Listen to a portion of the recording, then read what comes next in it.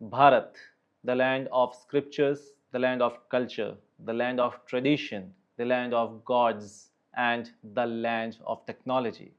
चार वेद, 18 पुराण, Upanishads, Ramayan, Mahabharata, Guru Granth Sahib, Tripitaka, Agamas, Indian tradition, Indian culture, Indian spirituality के स्तंभ हैं। 4500 साल पुराना ये ट्रेडिशन दुनिया का सबसे पुराना और सबसे वाइब्रेंट ट्रेडिशन माना जाता है। क्या इस कल्चर के अंदर ह्यूमन बिहेवियर, ह्यूमन साइकोलॉजी के इनसाइट्स छुपे हुए हैं?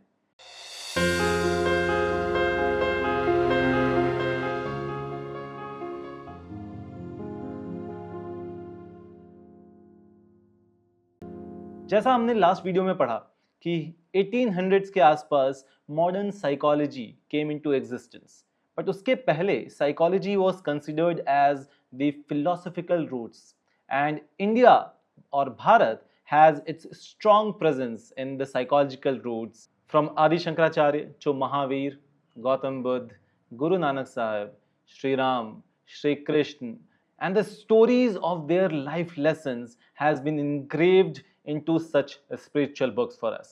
वेदा, जिसे दुनिया का सबसे पुराना ग्रंथ माना जाता है, इन वेदास के अंदर भी जब हमने डिटेल में जाकर स्टडी करी तो हमें बहुत सारे ऐसे फिलोसॉफिकल रूट्स मिले जो आज मॉडर्न साइकोलॉजी के साथ कनेक्ट होते हैं। वेद means knowledge that has passed orally through generations. These textbooks like Rigved, Shamved, Yajurved or Atharvaved are the combinations of these timeless knowledge. But how did this bring the modern psychological understanding into the core? Rigved, the Ved of hymns, मंत्रों का वेद। इस वेद के अंदर हमें personality के traits like सत्व, रजस, तमस, जो आयुर्वेदिक कॉन्सेप्ट के अंदर है कि आपके शरीर के अंदर ये 3 केमिकल्स होते हैं जिसके चेंजेस होने के कारण पर्सनैलिटी में चेंज आता है, इसके ट्रेट्स देखने को मिलते हैं। कॉग्निटिव साइकोलॉजी, हम कैसा सोचते हैं, क्या सोचते हैं, किस तरीके से सोचते हैं, इसके ट्रेट्स देखने को मिलते हैं। फंक्शनलिज्म, दैट हमारे कॉन्शियसनेस का कुछ फंक्शन है और उसकी वजह से हम पर्टिकुलर बिहेव करते हैं, इसके कॉन्सेप्ट्स। और यूनिवर्सल कॉन्शियसनेस, लाइक सबका मालिक एक, भगवान एक ही हैं, हर कोई उसी दिशा में भाग रहा है, उसी दिशा में चल रहा है। Even the modern existential psychology also talks about this. Self actualisation concept जो हार्वर्ड गार्डनर का है वो भी इसी बारे में बात करते हैं। तो ये सारी चीजें already Rigveda, the Veda of hymns में ऑलरेडी डिस्कस हो चुकी हैं। अगला, Samaveda, the Veda of melodies, धुन की वेद। किस तरीके से हम म्यूजिक को यूज कर सकते थे for our therapies like music therapy, sound healing. Clinical psychology की therapeutic science about therapies, how to do therapies, इसके बेसिक नॉलेज आपको यहाँ पर मिलती है। और social psychology about the society, about how society works, about how society get influence, about how society influence in individuals. इन सारी चीजों की कोर बेसिक इंसाइट्स आपको सामवेद में मिलते हैं। इसके बाद Yajurveda is the Veda of rituals. आप देखेंगे कि हमारे ट्रेडिशन के अंदर जितने हम पूजा पाठ और ये सारी चीजें करते हैं उसमें कुछ रिचुअल्स इंग्रेव्ड हैं। इन रिचुअल्स का बेसिक रीजंस हैं जो कि आपको बेसिक्स यजुर्वेद के अंदर मिलते हैं। और इसके अंदर हमें कुछ psychological concepts like cognitive psychology, behavioural psychology, how do we behave, structuralism, कि हमारा जो पूरा सिस्टम है, जो कॉन्शियसनेस, वो एक स्ट्रक्चर में बना हुआ है एंड उस स्ट्रक्चर के हिसाब से काम करता है। ये discipline and the power of habits, all these self motivating और self developing tools के जो core concepts हैं वो आपको यजुर्वेद के अंदर में मिल जाते हैं। और इसके साथ ही साथ Atharvaveda, the Veda of spells and knowledge, ये वो वेद है जिसके अंदर हमें थेरेप्यूटिक टेक्निक्स के बारे में पढ़ने मिलता है। हमें उस कॉन्सेप्ट के बारे में, जैसे सीबीटी है, कॉग्निटिव बिहेवियर थेरेपी है एल्बर्ट एलिस की, इस कॉन्सेप्ट के अंदर में डिस्कशंस होते थे जहां पर गुरु बैठा होता था, गुरुकुल के अंदर में शिष्य बैठे होते थे, अपने जीवन की प्रॉब्लम्स को वो शेयर करते थे। गुरु जो है वो वहां पर अपना व्यू पॉइंट रखता था कि इस पर्टिकुलर प्रॉब्लम को इस तरीके से अगर आप देखते हैं तो आप ज़्यादा बेहतर कर सकते हैं। आप गौतम बुद्ध की कहानियाँ उठाकर पढ़ लीजिए। आप फॉर एग्जाम्पल, गौतम बुद्ध की मुझे एक कहानी याद आती है जहाँ पर उनके साथ दो शिष्य होते हैं, वो साथ में चल रहे होते हैं। एक जगह देखते हैं गड्ढा होता है, पानी होता है, उसके अंदर एक बिच्छू जो है वो मर रहा होता है। गौतम बुद्ध अपना हाथ डालते हैं, उसे बाहर निकालते हैं और बिच्छू जो उसकी नॉर्मल प्रकृति है उसके हिसाब से वो उस पे डंक मार देता है। शिष्य देखते हैं और बोलते हैं, सोचते हैं क्या कर रहे हैं ये। फिर गौतम बुद्ध अपना दूसरा हाथ डालते हैं उस बिच्छू को निकालने के लिए और बिच्छू फिर से वही करता है, वो अपना डंक मारता है और गौतम बुद्ध अपना हाथ निकाल लेते हैं। इसके बाद गौतम बुद्ध उस बिच्छू को पूरी तरीके से वापस निकालने के लिए तरीके लगाते हैं और उसे बाहर निकाल लेते हैं। ये सब देख रहे थे शिष्य। शिष्य पूछते हैं कि गुरुदेव ये क्या किया आपने, बिच्छू आपको डंक मार रहा है और बार बार अपना हाथ अंदर डाल रहे हैं। तो गौतम बुद्ध कहते हैं कि ये बिच्छू की पर्सनैलिटी है कि वो डंक मारेगा, हमारी पर्सनैलिटी है उसकी मदद करना, तो हम वो मदद करेंगे। बिकॉज ऑफ हिज पर्सनैलिटी मैं अपनी पर्सनैलिटी क्यों बदल लूं। ये एक लाइफ लेसन, ये एक साइकोलॉजी का कोर कॉन्सेप्ट, थेरेपी का कोर कॉन्सेप्ट, सीबीटी का कोर कॉन्सेप्ट आपको यहाँ पर इस एक कहानी के अंदर देखने को मिलता है। और ऐसे न जाने कितने असंख्य स्टोरीज आपको इन वेदास पुराणों में आपको पढ़ने को और सीखने को मिलते हैं। अथर्ववेद के अंदर ही हाइप्नोथेरेपी, सोशल साइकोलॉजी और इवन एग्जिस्टेंशियल साइकोलॉजी जो कि विक्टर फ्रैंकल ने अभी लेटेस्टली डिस्कवर किया है, ये सब अथर्ववेद में ऑलरेडी डिस्कस हो चुका है।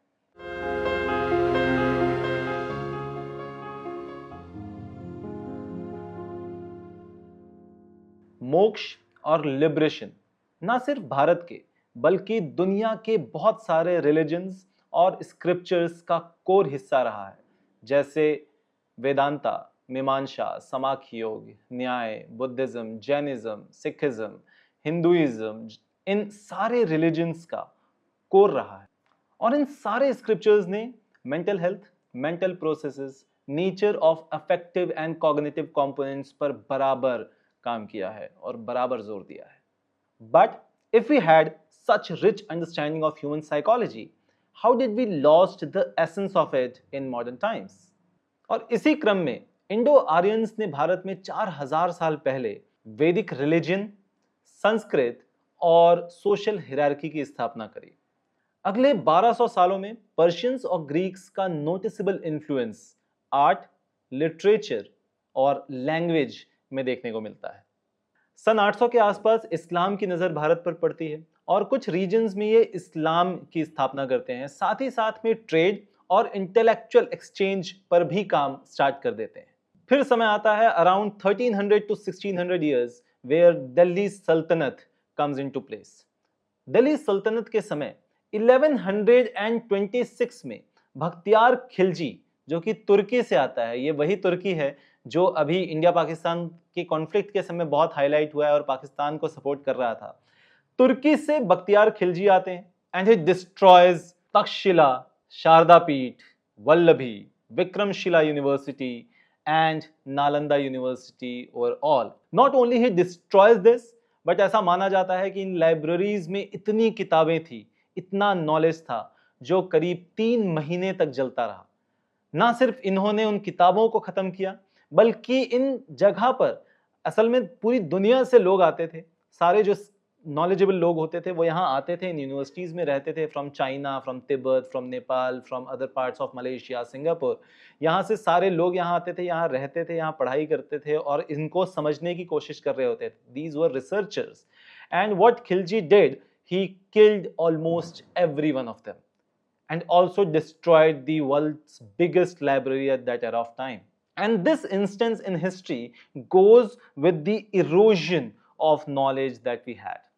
So दिल्ली सल्तनत कुछ 1300 ईस्वी के आसपास इंडिया आती है और ये अपने इस्लामिक रूल्स का एस्टेब्लिशमेंट करते हैं, पर्शियन लैंग्वेज का एस्टेब्लिशमेंट करते हैं और इस्लामिक आर्ट एंड लिटरेचर की स्थापना करते हैं।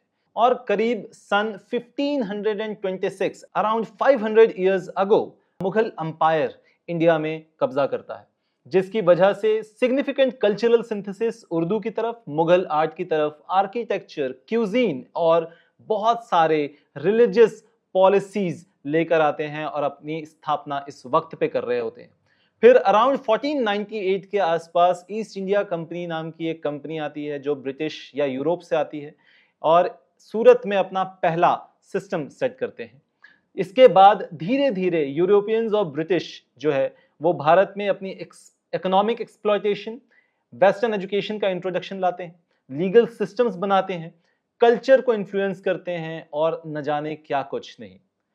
पूरी हिस्ट्री ने भारतीय स्क्रिप्चर्स नॉलेज को मिटाने की बतौड़ कोशिश की है, बट ये कल्चर, ये ट्रेडिशन, ये नॉलेज इतना डीप, इतना इनग्रेन्ड है भारतीय संस्कृति के अंदर कि इतने सालों के प्रयासों के बावजूद हम आज भी वैसे के वैसे खड़े हैं।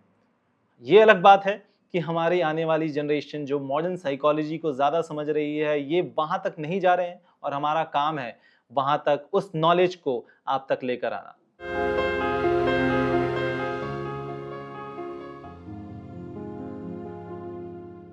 तो कुछ 1300 ईस्वी से लेकर कुछ 1916 तक ये जो बड़ा सा पीरियड था, इस पीरियड में Indian psychology, Indian philosophy, Indian culture, Indian tradition के बारे में बहुत कम डिस्कशंस वर्ल्ड लेवल पर हो रहे थे। बट 1916 इज अ पीरियड जहां पर डॉक्टर NN सेनगुप्ता, जो वुंड के काम से बहुत ज्यादा प्रभावित थे, वो वापस आते हैं इंडिया अपनी पढ़ाई पूरी करके साइकोलॉजी पर। इंडिया आकर कलकत्ता यूनिवर्सिटी, जो कि इंडिया की सबसे पहली यूनिवर्सिटी है जहां पर साइकोलॉजी पढ़ाई जा रही थी, उस जगह को ज्वाइन करते हैं as a masters in psychology. Doctor NN Sengupta के स्टूडेंट गिरिंदर शेखर बोस, जो कि सिगमंड फ्रूड के काम से बहुत प्रभावित थे, ये 1917 में एज अ टीचर ज्वाइन करते हैं कलकत्ता यूनिवर्सिटी और यहां से इनकी जुगलबंदी चालू होती है सेनगुप्ता और बोस दोनों साहब की। 1922 में GS बोस अपनी PhD खत्म करते हैं रिप्रेशन की थ्योरी पर। रिप्रेशन वही थ्योरी है ईगो डिफेंस मैकेनिज्म के अंदर जो कि सिगमंड फ्रूड ने हमें समझाई थी। इस पर ये अपनी PhD करते हैं और 1922 में ही ये इंडियन साइको एनालिटिकल सोसाइटी की स्थापना भी करते हैं। अगले 3 साल 1925 में ये मिलकर इंडियन साइकोलॉजिकल एसोसिएशन की स्थापना करते हैं। 1926 में पहला journal Indian journal of psychology लिखते हैं।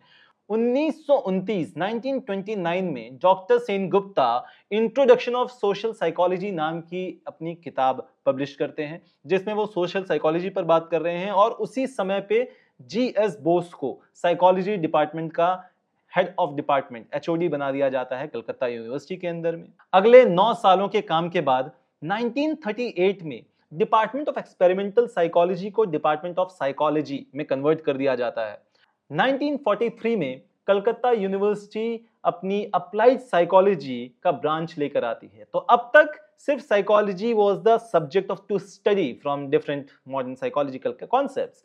Now in 1943 Calcutta University came up with this idea, obviously with the help of NN Sengupta and GS Bose. They came up with an idea, we should also start applying these concepts to the general public. And this is where applied psychology as a department came into picture. And during 1960, psychology got separated from philosophy. So 1960 तक philosophical और psychological दोनों concepts पे बराबर साथ में काम किया जा रहा था और 1960s के आसपास में इसे अलग अलग कर दिया गया। So this is how modern psychology combined with Indian philosophy came into existence. Next video में we'll try to understand the sub branches of these psychological understanding. Till then, happy learning. Bye bye.